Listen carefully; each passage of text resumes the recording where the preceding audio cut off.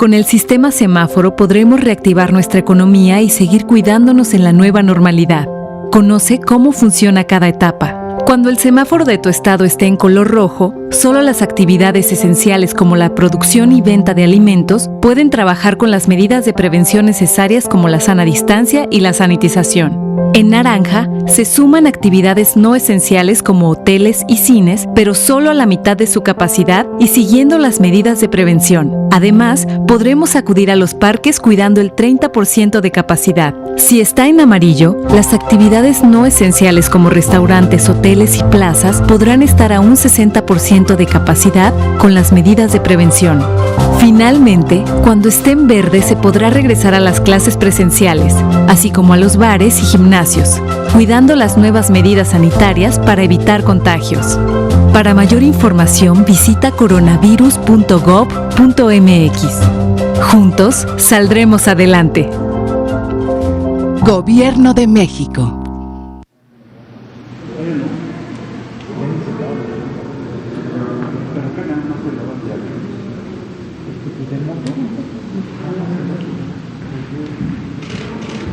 Muy buenas tardes.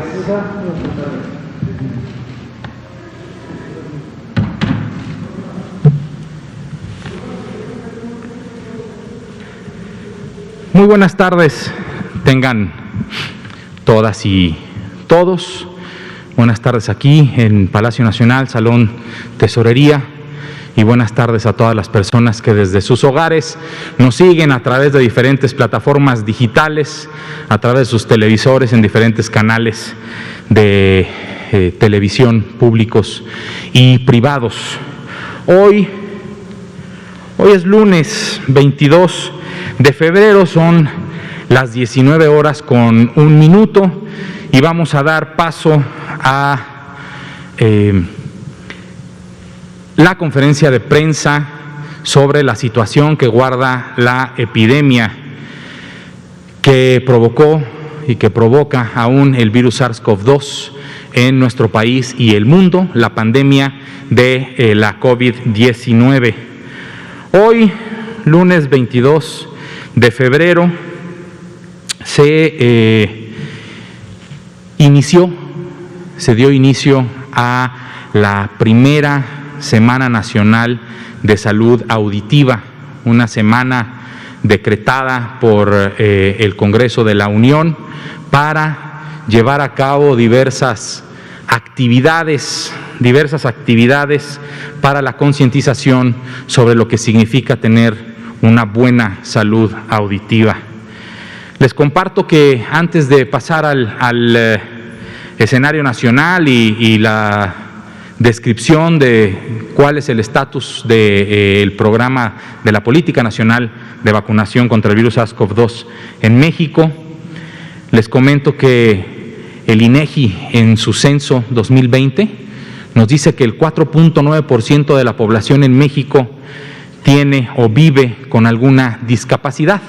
Seguramente este informe tendrá más información recabada por parte del INEGI, porque aunque ahorita no encontramos dentro de los análisis disponibles del censo cuántas personas tienen discapacidad auditiva, en el censo del 2010 decía que la población en México, el 12.1% de la población en México tenía en ese momento una limitación para escuchar. Esto representa prácticamente a 500,000 de personas y me parece que el censo 2020 tendrá más o menos los mismos datos. Si no es el 12.1%, seguramente será un poco más. Esto pues representa algo importante para todos en nuestro país, porque un país como México, con un país de ingresos medios y bajos, según la Organización Mundial de la Salud, hasta el 75% de los casos de pérdida auditiva en un país como el nuestro pueden ser prevenibles porque son ocasionados por infecciones, complicaciones al nacer y uso de medicamentos ototóxicos. Eso quiere decir medicamentos que afectan al oído y que disminuyen nuestra capacidad de audición. Además, la edad. Las personas adultas mayores van perdiendo también su capacidad auditiva y esto los hace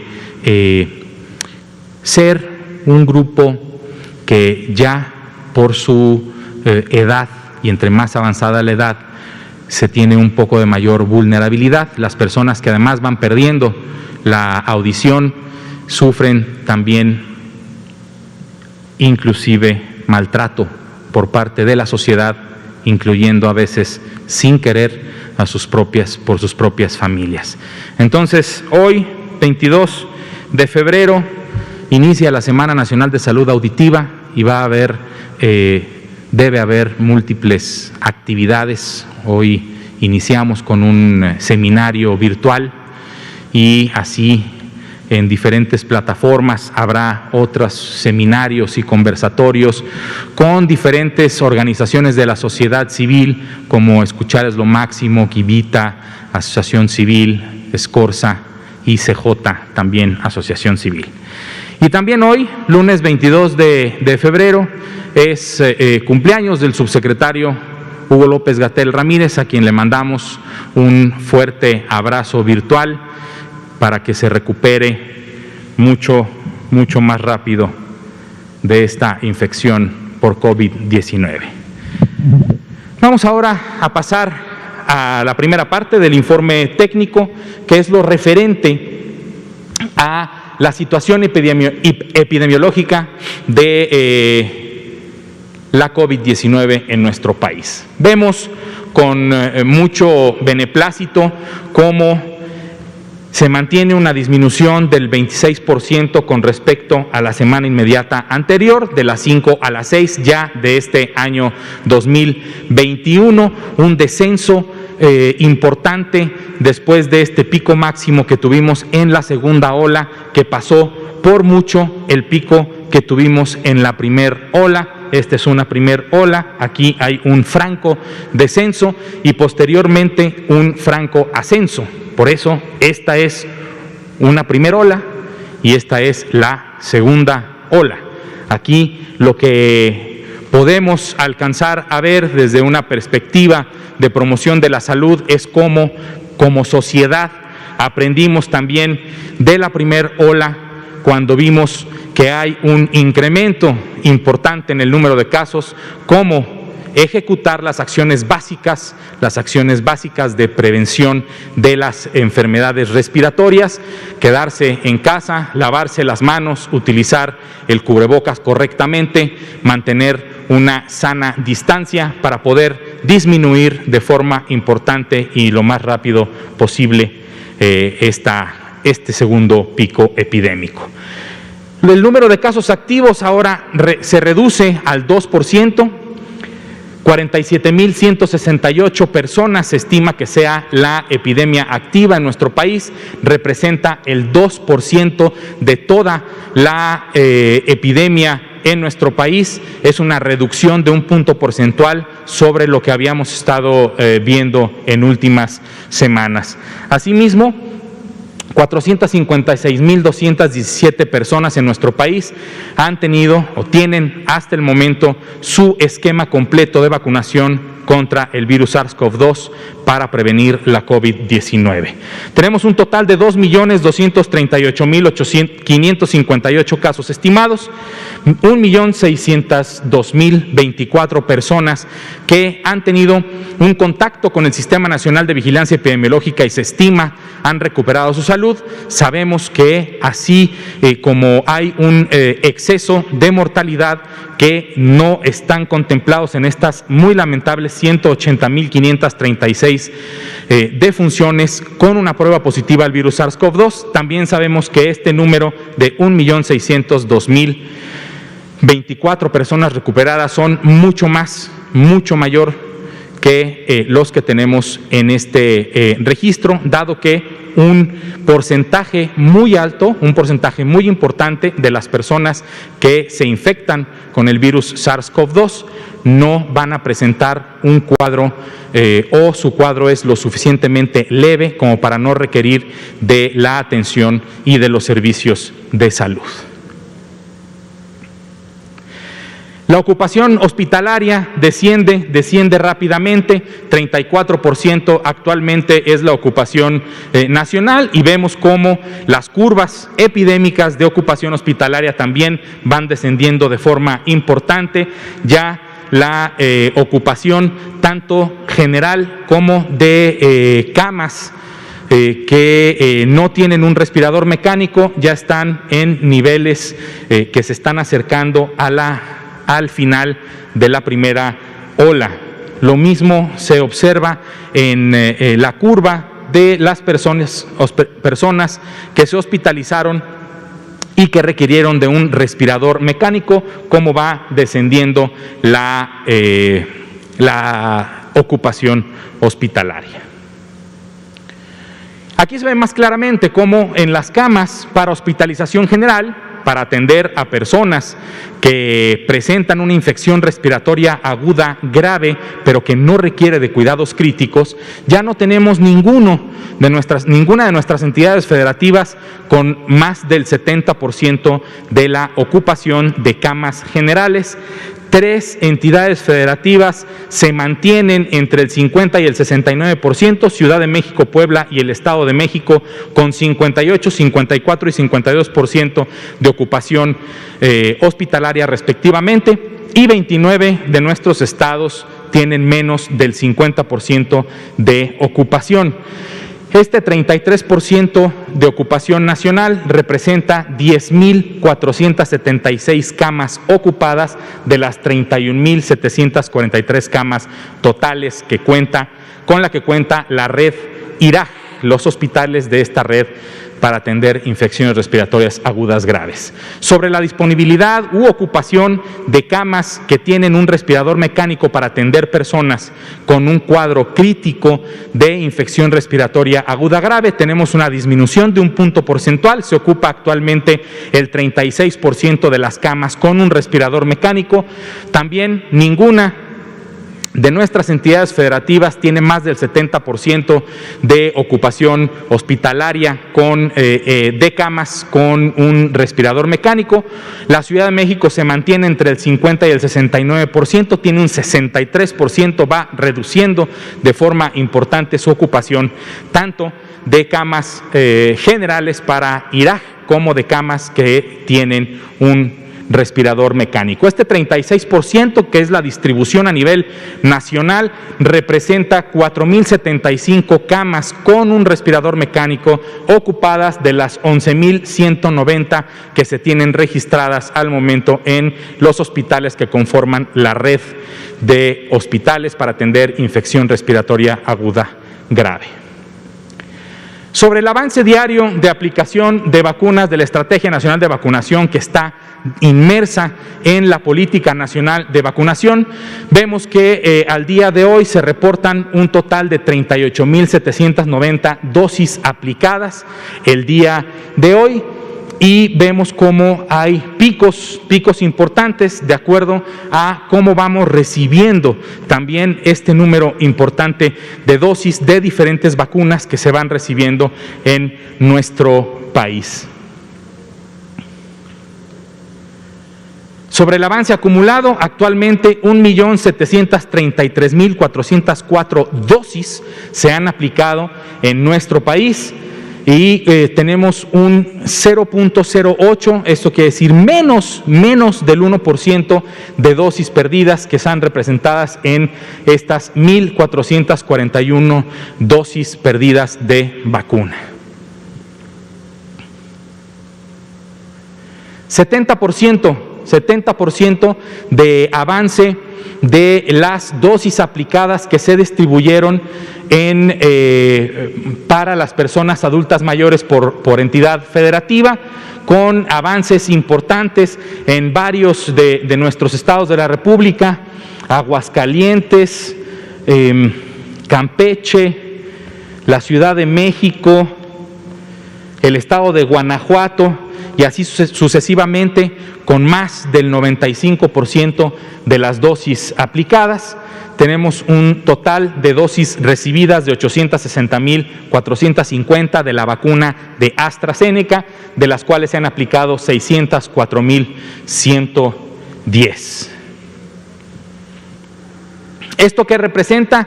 De todas las vacunas que se han aplicado, 651,449 personas que trabajan atendiendo a la COVID-19, personal de salud, han sido vacunadas al menos con la primera dosis, y de estas el 70% ya tienen su segunda dosis, ya tienen su esquema completo con la vacuna Pfizer BioNTech, que es la que se les ha aplicado a este grupo. Sobre el personal educativo, continuamos, dado que no se han cumplido los días requeridos, este rango de días entre 21 y 42 días en el que se puede aplicar la segunda dosis de la vacuna de Pfizer. No se ha aplicado ninguna segunda dosis en el personal educativo del estado de Campeche, y actualmente de personas adultas mayores, 608,275 personas adultas mayores han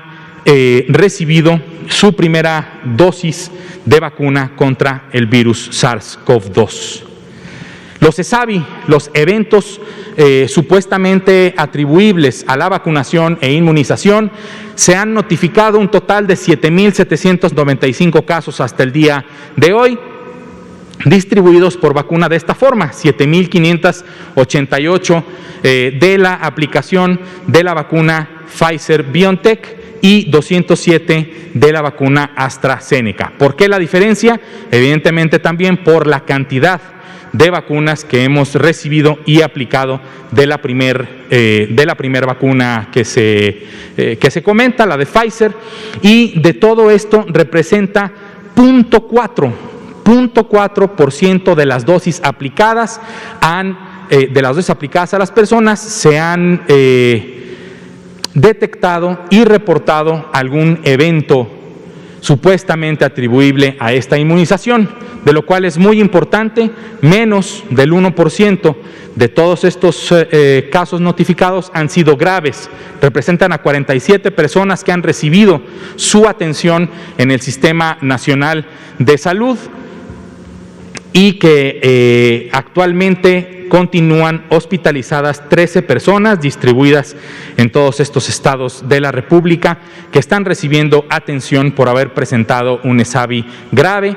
Se atiende a las personas y se investiga la causalidad, o sea, se investiga si realmente la causa que les ocasionó este cuadro grave fue secundario a la vacunación, si hubo alguna asociación solamente por el tiempo o si presentaban alguna reacción alérgica a alguno de los componentes. Hay que recordar que todas nosotros podemos ser alérgicos a alguno de los componentes de las vacunas, no solo de esta contra el virus SARS-CoV-2, de cualquier vacuna, y por lo tanto, con esta vacuna, con estas vacunas en especial, se está tomando un periodo de 30 minutos de observación después de aplicada la vacuna.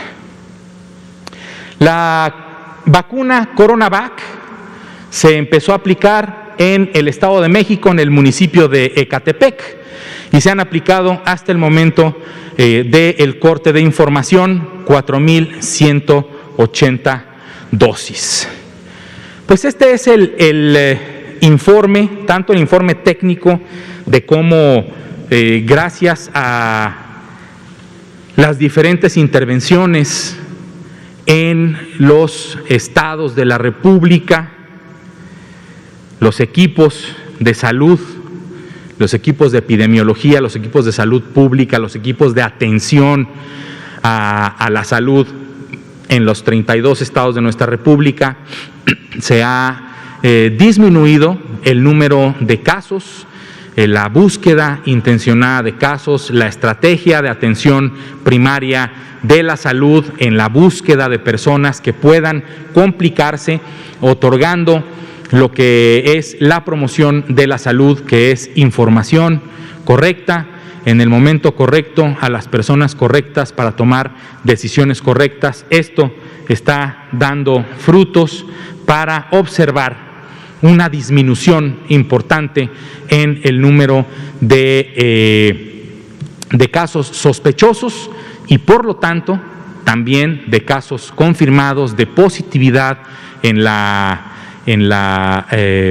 búsqueda de este virus SARS-CoV-2, y esto, aunado con la estrategia de vacunación, es lo que poco a poco nos vendrá rindiendo frutos para ver cómo la epidemia va disminuyendo de forma importante. Son las 19:20 y vamos a dar paso a preguntas, por favor. Buenas noches, doctor. Ignacio de Alba, de Pie de Página.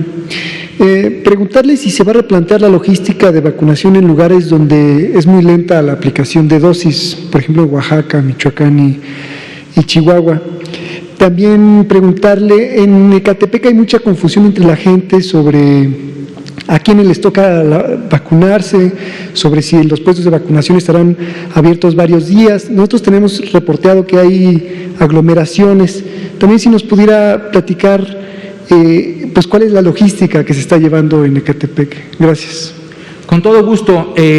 Los módulos de vacunación van a estar disponibles para la población el número de días que sea necesario para que todas las personas que están dentro del grupo de edad se apliquen la vacuna. Si las personas se están aglomerando por temor a que solo dure 2, 3 o 4 días los módulos de vacunación abiertos, hay que comunicar mejor a las personas del municipio de Ecatepec para que sepan bien en dónde están los módulos o centros de vacunación, cuáles son los horarios de atención y cuáles son las formas en las que el operativo específicamente en el municipio de Ecatepec se está llevando a cabo. Sobre entidades federativas en donde se observaría una menor velocidad en la aplicación de las vacunas, lo primero que tendríamos que analizar con los datos que nos van reportando todos los estados es si la información es la que está llegando un poco más tarde o si es en realidad una modificación lo que se requiere en la estrategia operativa de los módulos de vacunación en estos estados para incrementar la velocidad. ¿Por qué esto es importante? Porque poco a poco irán llegando, como ya lo hemos visto, más número de dosis de vacuna y entonces necesitamos que todo el engranaje operativo de los centros o módulos de vacunación tengan las células de vacunación dentro de cada módulo, las células necesarias para aplicar el número de vacunas que se requieren conforme vayan llegando. Por ejemplo, he observado muchas opiniones, ¿no?, en redes sociales en donde dicen es que deberían de estar aplicando 300,000 dosis diarias para lograr la meta en abril o mayo de tener vacunadas a todas las personas adultas mayores. Pues si tenemos las dosis necesarias para estar aplicando 300,000 dosis diarias, se tendrá la operación específica para poder aplicar ese número de dosis diarias a nivel nacional. Por lo pronto, con el número de dosis que se tienen disponibles y distribuidas en los diferentes municipios que se tienen distribuida, la velocidad a la que se está vacunando es suficiente para poder concluir con las dosis que se están recibiendo para posteriormente recibir más y seguir aplicando todos los días las vacunas. Adelante, por favor. Gracias. Buenas noches, doctor Ricardo. Le mandamos un saludo al presidente López Obrador y también una felicitación y un saludo al doctor Hugo López-Gatell. Debido a que también pues es una petición de mucha gente en redes sociales, la primera pregunta que me gustaría hacerle sería pues el estado de salud del doctor Hugo López-Gatell, ¿cómo se encuentra? Sabemos que es su privacidad, pero bueno, también mucha gente lo aprecia. Por otro lado, quisiera preguntarle también acerca de, por ejemplo, las vacunas que ya están saliendo. Vimos que salió anunciada una vacuna de Argentina y ya van 3 de Rusia, incluyendo la Sputnik. Si estas tienen ya si México ya tiene una cierta visión hacia estas vacunas, o cuál sería su siguiente planteamiento o la siguiente vacuna que tendríamos en puerta más adelante, ya que se está avanzando bastante afortunadamente con esto. Y la tercera sería, por ejemplo,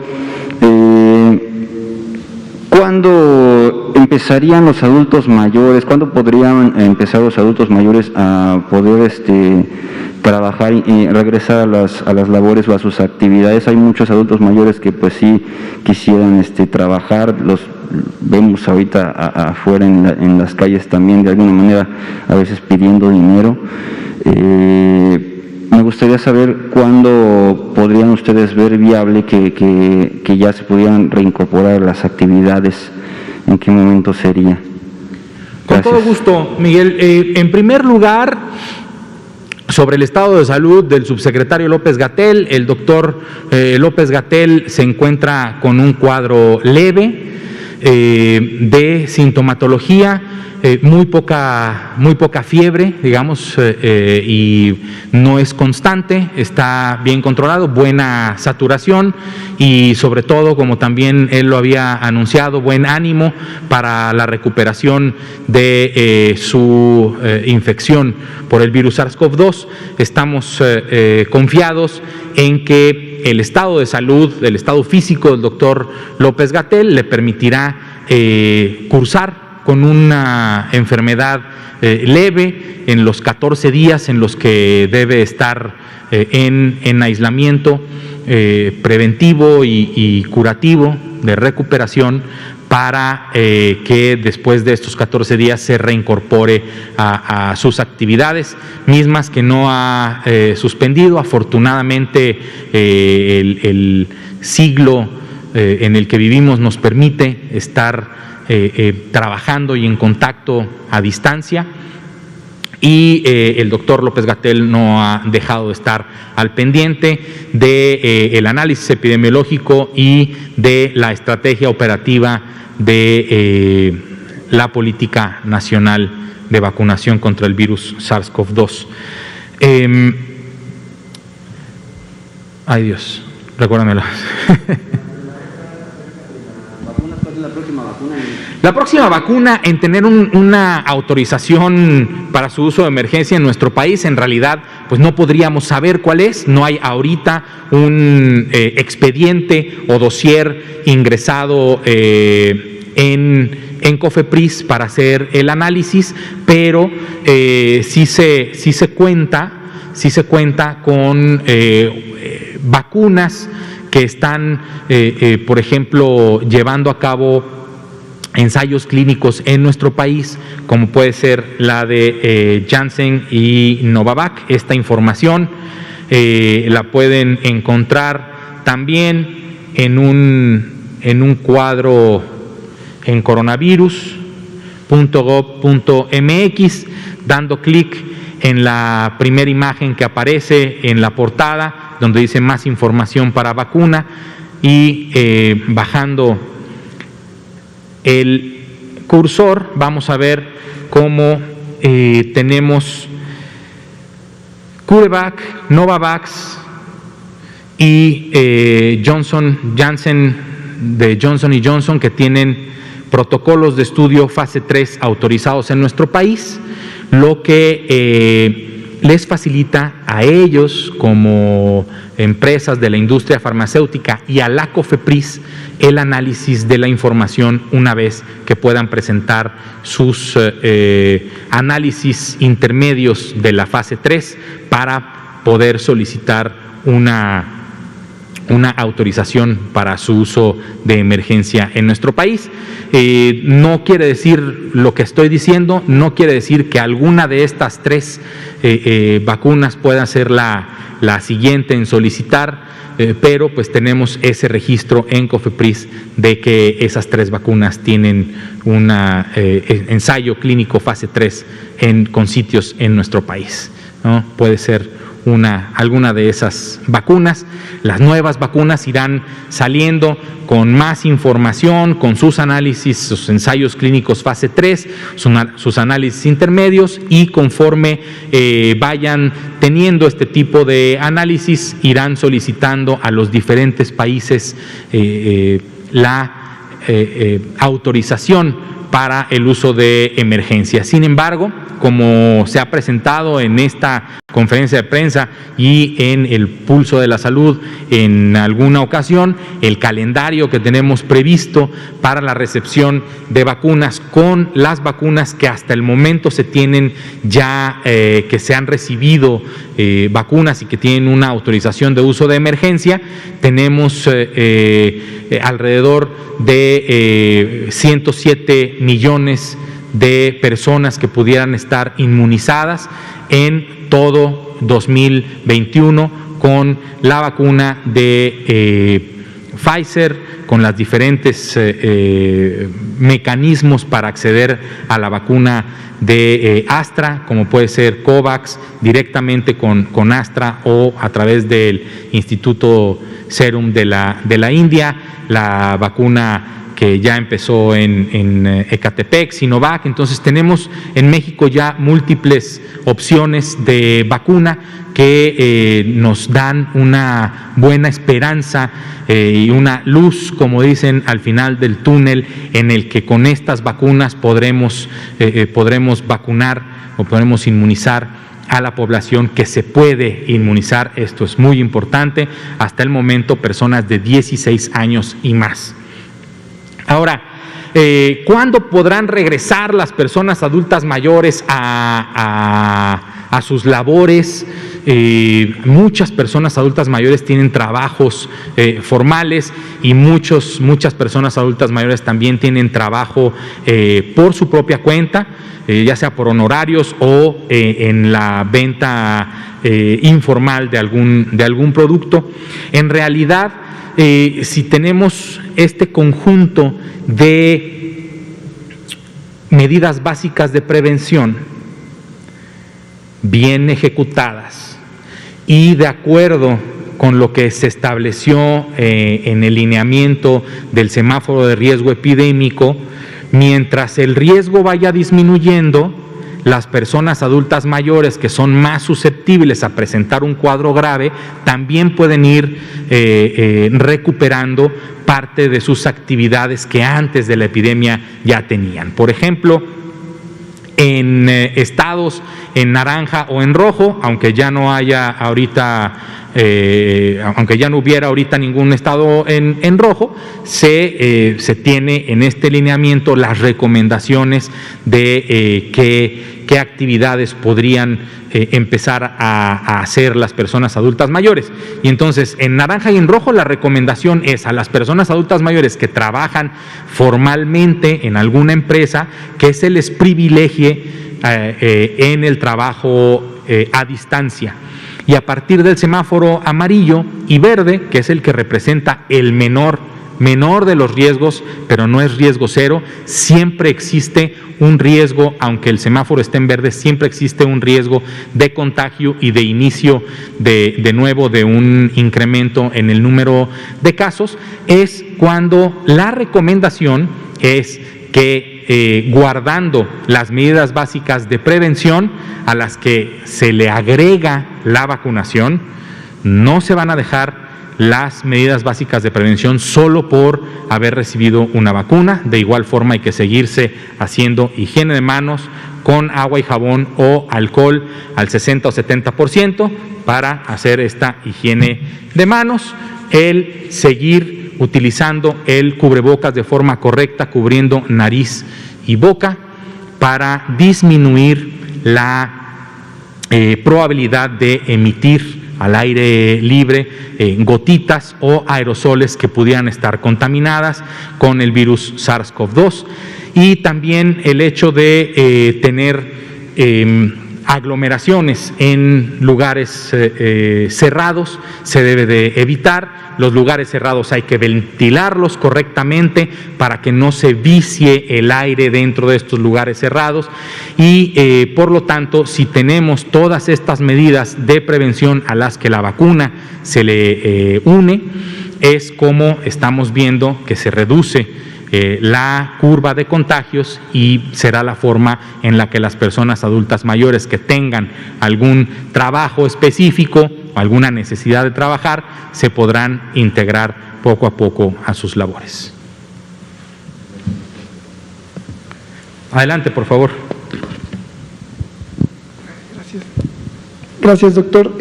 También preguntarle, hay personas en la región de la montaña de Guerrero que tienen miedo a la vacuna por muchos motivos, y mucho influenciado también por las fake news. Preguntarle si se ha pensado en intensificar acciones o campañas para acercar a estas personas a la vacunación, y también preguntarle si nos pudieran volver a decir dónde se pueden consultar materiales en lengua. Gracias. Con mucho gusto. Los materiales que se están desarrollando para la estrategia de comunicación de riesgos sobre la vacuna, que estarán disponibles en diferentes idiomas locales de México, lenguas indígenas, estarán disponibles en la página de coronavirus.gov.mx en la sección de vacunación, y estarán disponibles también en las páginas del Instituto Nacional de los Pueblos Indígenas y el Instituto Nacional de las Lenguas Indígenas, para que haya múltiples canales en los que se puedan consultar este tipo de elementos comunicativos. Ahora, para llegar a las comunidades más alejadas, no solo tenemos o no solo podríamos pensar en que existe la página de internet, existen y tendremos elementos comunicativos de radios comunitarias. Vamos a empezar a trabajar con los spots de radio que se están diseñando para acercarnos a la población para que acepte la vacunación en diferentes idiomas.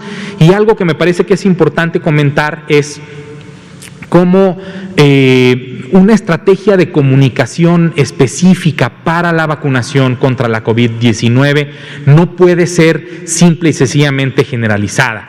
Lo que necesitamos saber es por qué la gente no quisiera aplicarse la vacuna. ¿Cuál es el miedo? El miedo es la seguridad, el miedo es alguna leyenda que les hayan comunicado de forma específica, y lo que tenemos que hacer es buscar la forma correcta de acercarnos a cada una de las comunidades. Esto lo haremos a través del conocimiento propio de cada una de las comunidades indígenas y afromexicanas de nuestro país, para llevarles la información específicamente de la forma en que sea más de forma más correcta y fácil, para que ellas y ellos tomen la mejor decisión, que desde nuestra perspectiva es recibir la vacuna para protegerlas a todas las personas de esas comunidades contra el virus SARS-CoV-2. Por ejemplo, si una persona mayor de 60 años ahorita no quiere vacunarse y después se arrepiente y sí se quiere vacunar después ¿se podrá vacunar? Claro que sí. Las vacunas, como lo comenté, están planteadas para tener un calendario de entregas entre enero y diciembre de este año 2021 para 107 millones de personas. Eso quiere decir que si una persona adulta mayor hoy, por falta de información, por falta de comunicación, decide no aplicarse la vacuna, pero en mayo, en junio, en julio o en octubre o noviembre toma la decisión de sí aplicarse la vacuna porque su miedo se le quitó al ver cómo todas las demás personas de su grupo de edad y de otros grupos de edad han decidido vacunarse, y se demuestra lo que ya hemos dicho en múltiples ocasiones, que son vacunas que han mostrado un perfil de seguridad y eficacia adecuados para otorgarles la autorización para su uso de emergencia, es que estas personas pudieran tomar la decisión de sí vacunarse. Pero para esto de hablar de un perfil de seguridad adecuado significa que las vacunas son seguras, que las vacunas nos las podemos aplicar y que lo que vamos a ver es menos de el 1% de estos eventos adversos, ¿no? Y de los cuales menos del 1% son graves y que no se han presentado ninguna defunción asociada, o sea, ninguna persona ha fallecido por el hecho de aplicarse la vacuna. Todos estos elementos son los que a nosotros nos apoyan para ir estableciendo estrategias específicas para comunicar a la gente que la vacuna, las vacunas que se están trayendo a nuestro país son seguras para aplicarse, les van a proteger y van a ayudar a que si yo me protejo a los demás también, y así si los demás se protegen estamos teniendo una protección de grupo, una protección colectiva, una protección que nos va a permitir que estemos de forma más permanente en el semáforo verde, que aunque el riesgo sea menor, exista, el riesgo es el mínimo. ¿Por qué? A mayor cantidad de personas que nos vacunemos, el virus va a encontrar más dificultades para ir buscando una persona susceptible, una persona que no está vacunada, que no tiene defensas contra el virus para poderla infectar. Y entonces, con estas dificultades que se les presenta a la enfermedad al tener una un alto porcentaje de la población vacunada, es como se han disminuido las defunciones por influenza, las complicaciones por influenza, se han eliminado enfermedades como la polio, como el sarampión, que este antivacunismo ha dado algunas señales de que las enfermedades como el sarampión pudieran regresar. Hay que combatir ese antivacunismo para tener la suficiente población vacunada contra el sarampión para seguir teniendo esta eliminación de la enfermedad. Gracias a la vacunación fue que se erradicó la viruela en el mundo, y entonces con todos estos elementos de comunicación con las personas es que vamos a lograr que tengamos la mayor cantidad de personas vacunadas en nuestro país para poder regresar a vivir con la tranquilidad con la que vivíamos antes de esta pandemia que inició hace un año. Adelante, Miguel, por favor. Doctor, quisiera saber si podrían agregar aquí a las descripciones de las vacunas que están en la página de coronavirus. Por ejemplo, estaba buscando información para personal de salud o la guía técnica para la aplicación de vacunas, y también el cuadro,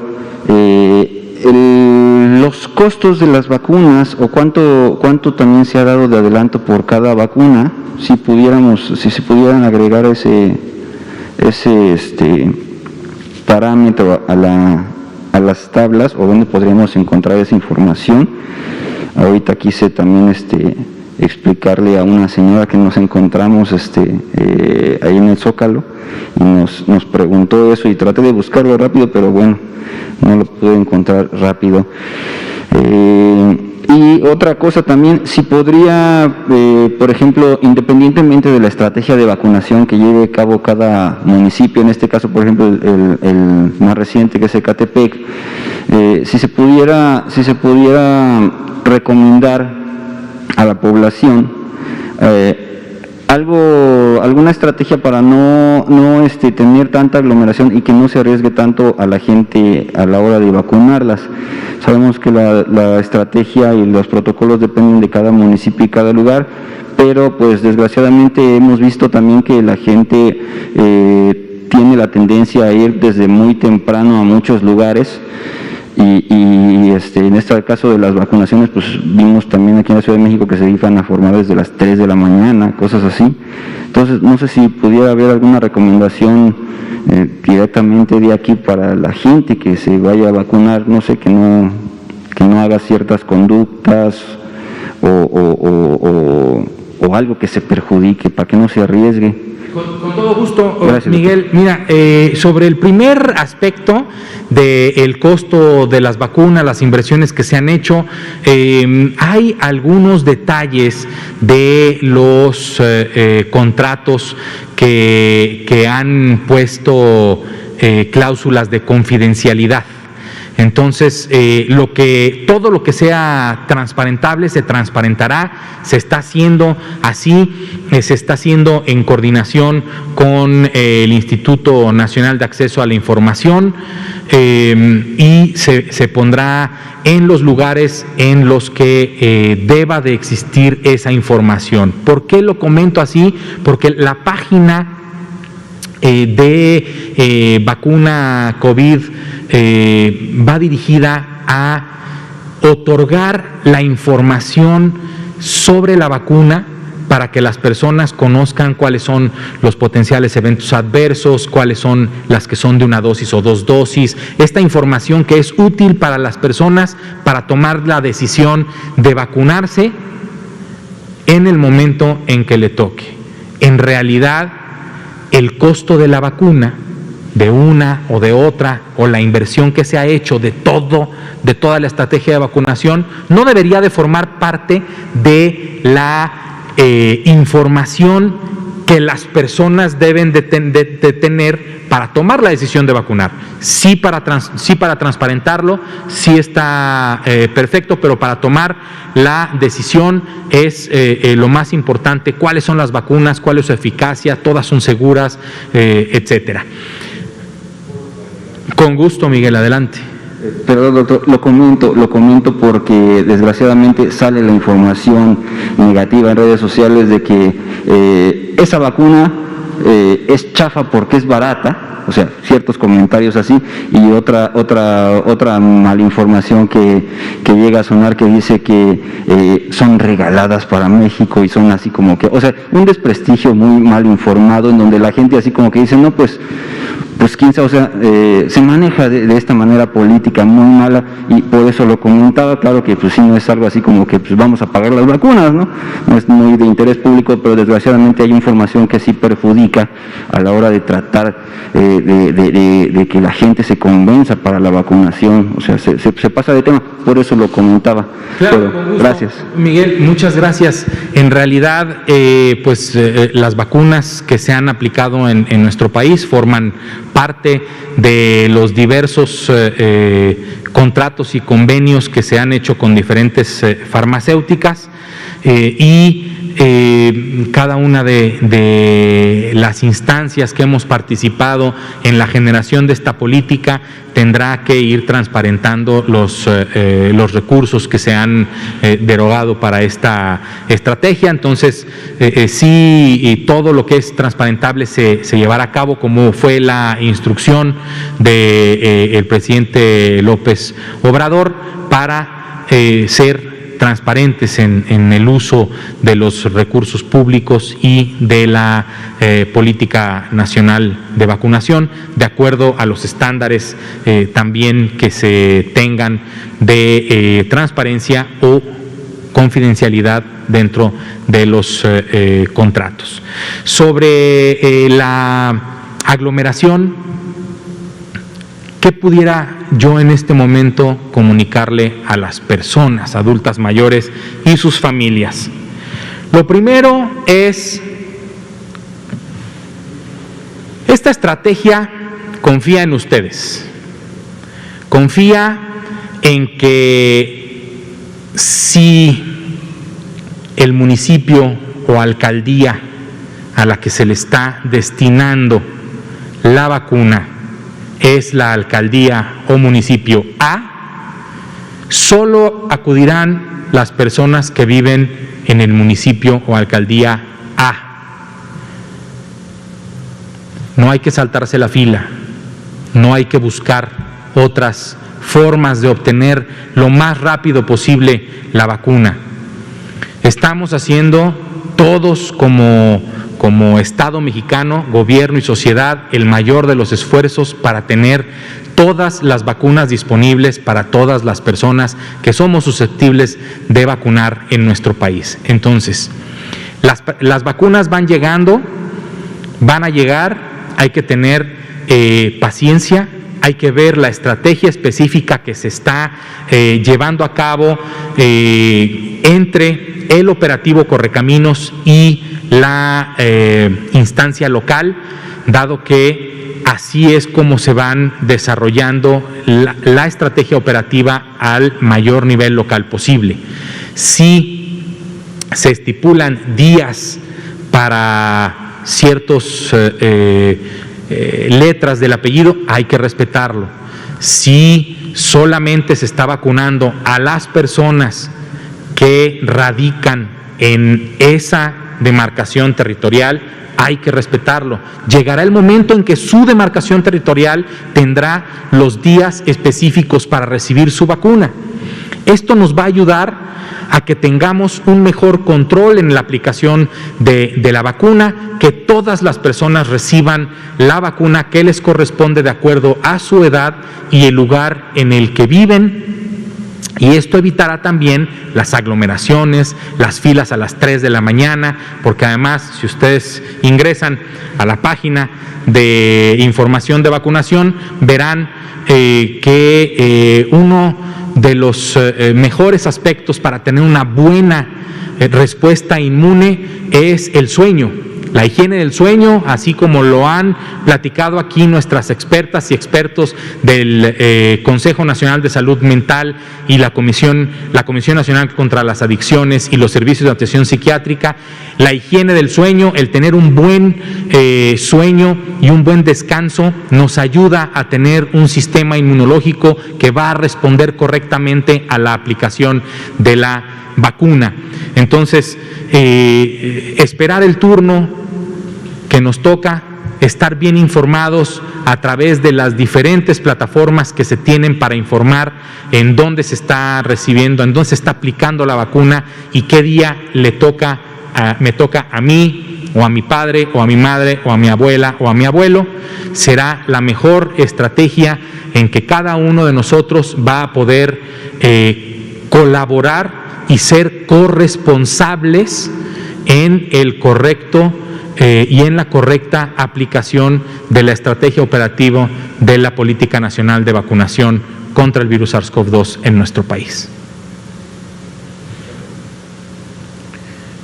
Muchas gracias. Pues son las 19:52 minutos de este lunes 22 de febrero. Recuerde, la vacuna no sustituye las otras medidas básicas de prevención. Si usted ya recibió la vacuna, extraordinario. De cualquier forma, siga ejecutando la higiene de manos, el uso correcto del cubreboca, el distanciamiento, la sana distancia, y revise con sus autoridades locales cuáles son las actividades de acuerdo al nivel de riesgo epidémico que se ha establecido con los indicadores. Ya vimos que son muchos indicadores para saber cuál es el nivel de riesgo que en ese momento usted en su estado de la República tiene de enfermar para poder ejecutar las acciones que eviten que usted enferme y que evite que la epidemia vuelva a activarse, las cadenas de transmisión se rompan, etcétera. Usted en casa tiene en sus manos el poder disminuir la epidemia en nuestro país, ya lo vimos, y esto aunado a que también usted desde su casa, respetando los municipios o alcaldías en los que se están aplicando las vacunas y el grupo de edad en el que se está aplicando la vacuna, es que todos y todas juntos podremos obtener un éxito en la política nacional de vacunación contra el virus SARS-CoV-2. Y finalmente, antes de retirarme, repito de nuevo, Semana Nacional de Salud Auditiva, es importante, todos vamos a crecer, todos vamos a llegar a esa edad también de ser personas adultas mayores y tener la posibilidad de que nuestra audición se reduzca. Si usted tiene una persona recién nacida en casa, solicite su tamizaje auditivo neonatal para saber si su hija o hijo tiene algún problema de audición para poderlo atender a tiempo. Muchísimas gracias, muy buenas noches y hasta pronto.